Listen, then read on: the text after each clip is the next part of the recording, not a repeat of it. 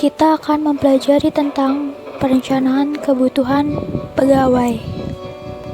Sebelum masuk ke materi pembelajaran hari ini, Ibu ada kata-kata motivasi untuk kalian, yaitu orang bijak belajar ketika mereka bisa, orang bodoh belajar ketika mereka terpaksa, dari Arthur Wellesley. Tujuan pembelajaran hari ini adalah peserta didik mampu menjelaskan dan mengemukakan tentang perencanaan kebutuhan pegawai.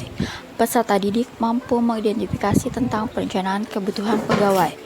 Peserta didik mampu menjelaskan tentang perencanaan kebutuhan pegawai. Dan yang terakhir, peserta didik mampu membuat tentang perencanaan kebutuhan pegawainya.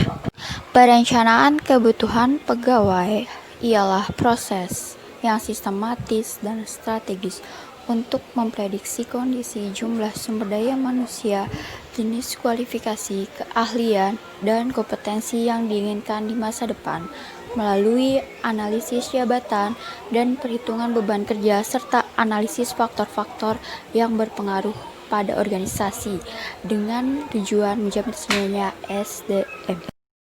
Formasi adalah jumlah dan susunan pangkat pegawai negeri sipil yang diperlukan suatu satuan organisasi yang ditetapkan dalam suatu formasi untuk jangka waktu tertentu berdasarkan jenis, sifat, dan beban kerja yang harus dilaksanakan dengan tujuan agar unit organisasi itu mampu melaksanakan tugasnya secara berdaya guna.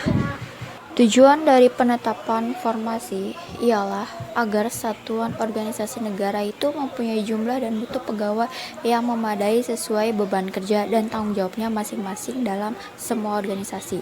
Formasi itu ditetapkan berdasarkan analisis kebutuhan dalam jangka waktu tertentu dengan mempertimbangkan macam-macam pekerjaan, rutinitas pekerjaan, keahlian yang diperlukan.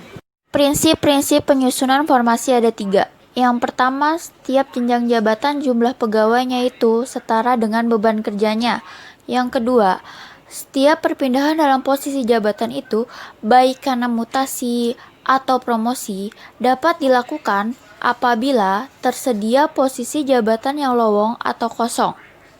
Dan yang terakhir ada selain beban kerja, organisasi tidak berubah komposisi jumlah pegawai.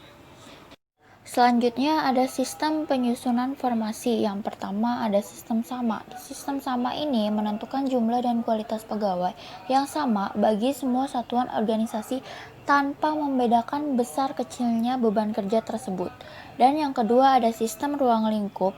Di sistem ruang lingkup ini di mana menentukan jumlah dan kualitas pegawai berdasarkan jenis, sifat, dan beban kerja yang diberikan kepada suatu organisasi tersebut. Faktor-faktor penyusunan formasi. Yang pertama, jenis pekerjaan, itu berarti pekerjaan yang dilakukan oleh suatu organisasi tersebut. Yang kedua, perkiraan beban kerja dan kemampuan, itu berarti masing-masing organisasi itu dapat melakukannya berdasarkan perhitungan atau pengalamannya. Yang ketiga, sifat pekerjaan itu mempengaruhi penetapan lamanya formasi berdasarkan waktu yang digunakan. Dan yang terakhir ada prinsip pelaksanaan tugas, itu sangat berpengaruh dalam menentukan formasi pegawai tersebut. Terima kasih anak-anak. Nanti di akhir video ini akan ada 2 pertanyaan yang akan kalian jawab di kolom komentar ya.